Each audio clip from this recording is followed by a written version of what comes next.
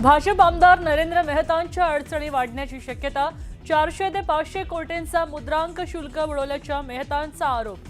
मुद्रांक शुल्क प्रकरणी मेहतांचा चौकशीचे आदेश।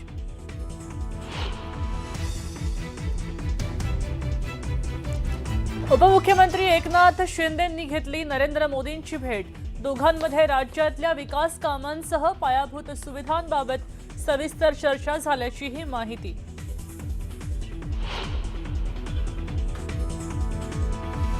शिखर बँक घोटाळा प्रकरणी पवार कुटुंबियांना मोठा दिलासा। शिखर बँक घोटाळ्याची फाईल अखेर बंद। आर्थिक गुन्हे शाखेचा क्लोजर रिपोर्ट कोर्टाने स्वीकारला।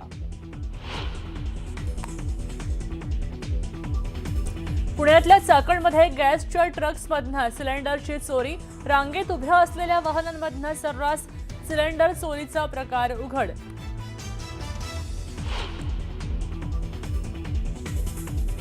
नाशिकच्या त्र्यंबक रोडवर 500 पेक्षा अधिक गॅस सिलेंडरचा संशयास्पद साठा जप्त। पुरवठा विभाग आणि सातपूर पोलिसांची संयुक्त कारवाई। प्रशासनाकडून अधिक तपास सुरू। सेलिब्रिटींना सुद्धा सतावतीये सिलेंडर तुटवण्याची चिंता। घरी सिलेंडर असले तरी पत्नीनं 2 इंडक्शन खरेदी केल्याचं अभिनेता अक्षय कुमारचं मत। बगदादमध्ये अमेरिकेच्या दूतावासावर इराणकडून ड्रोन अटॅक। बगदाद विमानतळावरच्या अमेरिकेच्या लॉजिस्टिक सपोर्ट कॅम्पवरही हल्ला। हल्ल्याची भीषण दृश्य कैद। आणि उद्या होणारा 10वी बोर्डाचा भूगोलाचा 50 प्रश्नपत्रिका चोरीला। सांगोला विद्यामंदिर इथल्या स्ट्रॉंग रूमचं कुलूप तोडून प्रश्नपत्रिकांचा गठ्ठा चोरीला गेला।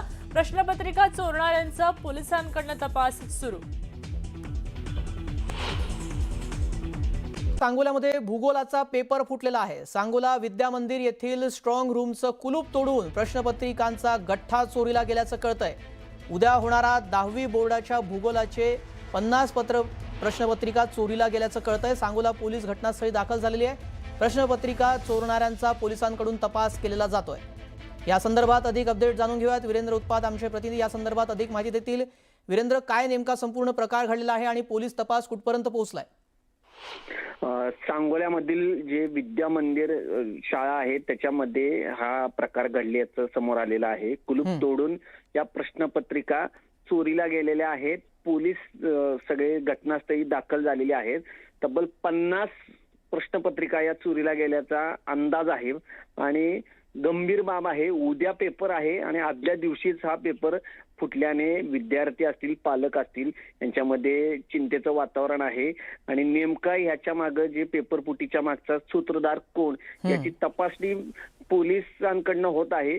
मात्र झालेला प्रकार गंभीर आहे आणि उद्याचा पेपर आदल्या दिवशीच जो फुटला आहे त्याची गंभीर दखल सर्व स्तरातून घेण्यात आलेली आहे। जी नक्कीच। आता शिक्षण विभाग यावर काय कारवाई करतं का तेही पाहावं लागेल। तुझाच धन्यवाद आपण दिलेल्या सविस्तर माहितीसाठी।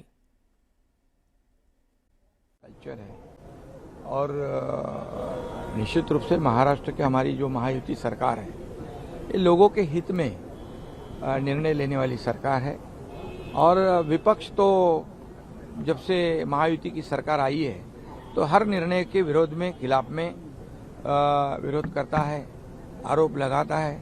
हम उनके आरोपों को हमारे कामों से उत्तर देते हैं और इसलिए हम महाराष्ट्र की सरकार आम जनता की सरकार है, उसके लिए हम काम करते हैं। सवाल अजीत पवार जी की जो प्लेन क्रैश में मृत्यु हुई दुखद, उसके बाद लगातार रोहित पवार और सब उसकी जांच की मांग कर रहे हैं। राहुल गांधी से मुलाकात की, उसमें भी लेटर लिखा गया, क्या कहेंगे? रोहित पवार जी मुझे भी मिले, मुख्यमंत्री जी से भी मिले और उनका यही कहना है कि इसकी सही जांच होनी चाहिए।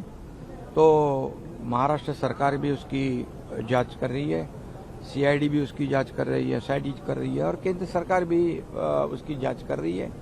तो निश्चित रूप से उसमें हमारे सहयोगी अजीत पवार जी, इनकी दुर्भाग्यपूर्ण मौत ये हमारे सबके लिए एक बड़ा हादसा है और इसलिए सच जो भी हो सामने आना चाहिए, ऐसी रोहित पवार की मांग है और उसमें ये सब एजेंसियां काम कर रही है। निश्चित रूप से जो सही है सही आएगा। 5 राज्यों में चुनाव होने कितने सुनिश्चित है जीत को लेकर? महाराष्ट्र में एक प्रचंड जीत हुई, क्या ऐसी ही जीत देखने को मिलेगी आने वाले? बिल्कुल हमारे देश के प्रधानमंत्री नरेंद्र मोदी जी जो 2014 से इस देश के लिए काम कर रहे हैं, हर राज्य के लिए काम कर रहे हैं, डेवलपमेंट के लिए काम कर रहे हैं। इस देश को आगे बढ़ाने का काम, जैसे हमारी अर्थव्यवस्था कई देशों की अभी चरमरा गई है, लेकिन हमारी भारत की अर्थव्यवस्था को 11वें मजबूत नहीं कि 11वें से 4थे पर लाई है। और ऐसे परिस्थिति में हर एक राज्य का विकास करने की भूमिका प्रधानमंत्री जी की है। इसलिए ये जो राज्य में चुनाव हो रहे हैं इसमें एनडीए जीतेगी, अवश्य जीतेगी। राज्यसभा चुनाव में भी क्रॉस वोटिंग करवाने के आरोप लगे बीजेपी के ऊपर।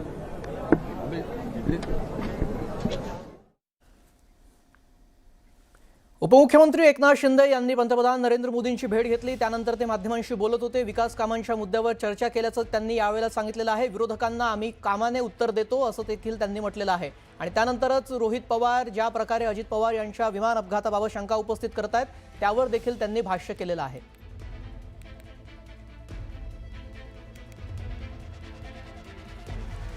उपमुख्यमंत्री एकनाथ शिंदे यांनी आज नवी दिल्ली येथे पंतप्रधान नरेंद्र मोदींची भेट घेतलेली आहे। या बैठकीमध्ये राज्यातील विकास कामे, पायाभूत सुविधा तसेच प्रलंबित प्रकल्पांबाबत सविस्तर चर्चा झाल्याची माहिती आहे।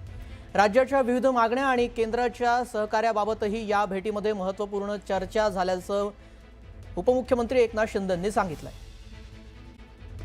राज्याचे उपमुख्यमंत्री एकनाथ शिंदे यांनी आज नवी दिल्लीत जाऊन पंतप्रधानांची भेट घेतली। या बैठकीमध्ये राज्यातली विकास कामं, त्याचबरोबर पायाभूत सुविधा आणि प्रलंबित प्रकल्प यांच्याबाबत सविस्तर चर्चा झाली अशी ही माहिती समोर येते। राज्याच्या वेगवेगळ्या मागण्या आणि केंद्राच्या सहकार्याबद्दल या भेटीत महत्त्वाची चर्चा झाली असं सांगितलं जातंय।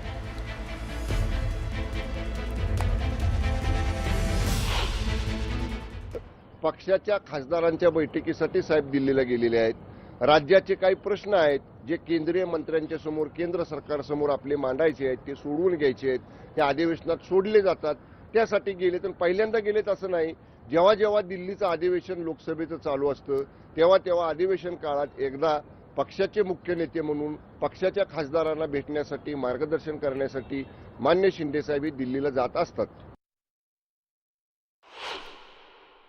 देशाच्या प्रधानमंत्र्यांना जर कोणी भेटत असेल तर त्यांच्यावरती आक्षेप घ्यावा असं काय नाही। दोन्ही माननीय नरेंद्र मोदी प्रधानमंत्री आणि गृहमंत्री अमित शहा हे दोघेही शिंदे शिवसेना, शिंदे सेना, शिवसेना म्हणणार नाही मी, शिंदे सेना आणि राष्ट्रवादी अजित पवार गटाचे निर्माते आहेत, संस्थापक आहेत। त्याच्यामुळे त्यांना भेटणं हे आवश्यक असतं।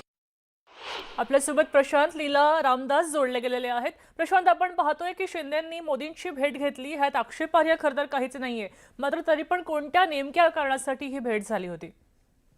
पंतप्रधान नरेंद्र मोदी आणि राज्याचे उपमुख्यमंत्री एकनाथ शिंदे यांची संसद भवनामध्ये असलेल्या पंतप्रधान नरेंद्र मोदींच्या कार्यालयामध्ये भेट झालेली आहे। जवळपास 40 मिनिटांपेक्षा जास्त वेळ नरेंद्र मोदींची ही भेट झालेली आहे। महत्वाचं म्हणजे राज्यातील विविध प्रश्नांसंदर्भात या भेटीमध्ये चर्चा केलेल्या सूत्रांची माहिती आहे। सोबतच विकास कामे, पायाभूत सुविधा, प्रलंबित प्रकल्पावर सविस्तर चर्चा करण्याची माहिती समोर आली आहे। सोबतच ज्या पद्धतीनं लवकरच केंद्रीय मंत्रिमंडळाचा विस्तार होण्याची शक्यता आहे त्या संदर्भात देखील चर्चा करण्याची सूत्रांची माहिती आहे।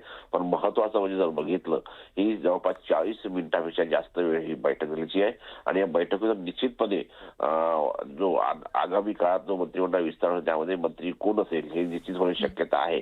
पण महत्वाचं म्हणजे ज्या दिवशी साधारणतः अमित शहा यांची देखील त्यांची भेट घेणार आहे, त्याशिवाय ओम बिर्ला जे लोकसभा अध्यक्ष आहे यांची देखील एकनाथ शिंदे भेट घेणार आहे। त्या भेटीच्या पूर्वी पंतप्रधान नरेंद्र मोदी आणि एकनाथ शिंदे यांची भेट झालेली आहे। नक्कीच, स्टुडिओ धन्यवाद प्रशांत सविस्तर माहितीसाठी। खरं तर केंद्रीय मंत्रिमंडळाचा विस्तार काही दिवसातच होतोय, त्यानिमित्त सुद्धा ही भेट असू शकते असं कळतंय।